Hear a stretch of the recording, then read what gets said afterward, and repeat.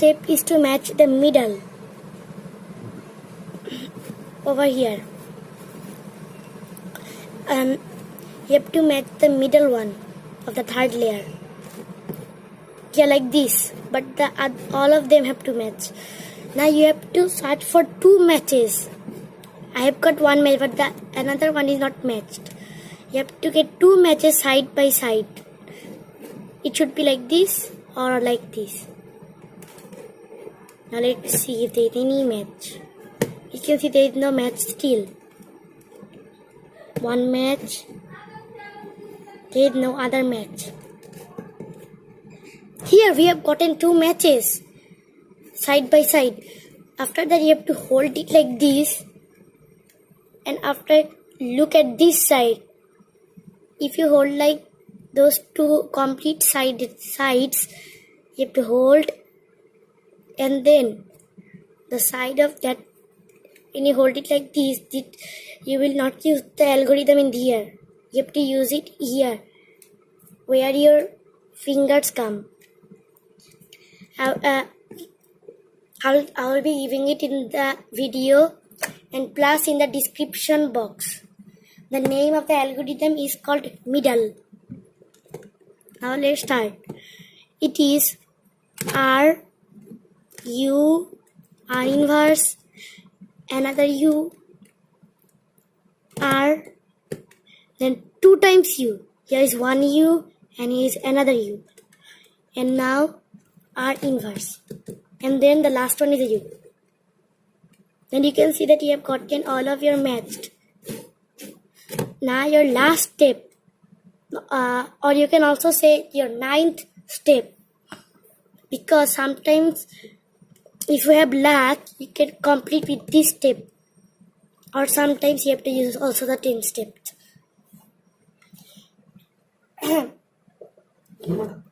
In this step you have to match 2 corners. Like this, these are not in the correct. These are in the correct corner, but it's not in the correct position. It means this cube is not. This cube is not okay. Now just choose a side, and then use the algorithm. I'm choosing this side. The algorithm is in the description and it's called the 9th algorithm.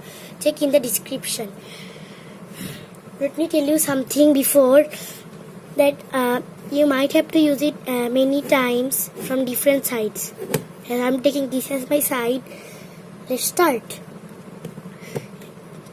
First is L inverse,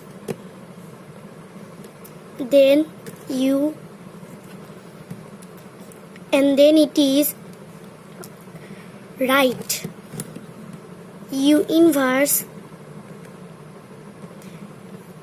Now let's take it back. The algorithm is L, and then a U, R right inverse, and then U inverse. You can see that our middle one is okay and there is no change. Let's check the other sides if there is any change. We can see that it is matched, but is it matched from the other side? Yes, it is. Now let's see where is the piece. It's over here. Let's use the same algorithm 2 times. Let's do it quickly. As you can see that my the blue color is full matched from the both of the sides is also matched. But I think I have to use the 10th step. The algorithm is in the description and the name is the final algorithm. Most of the people kinda do mistakes in this one. And I wanna tell you something, that whatever you do, don't stop until the yellow comes over here. Like some people stops and they try to do it back, and sometimes they have to do it all over again. That's why try to be careful. The algorithm is R inverse D. Let's see where is it. It's over here. Then you will take a R and then a D inverse. And then again do the same thing until it matches.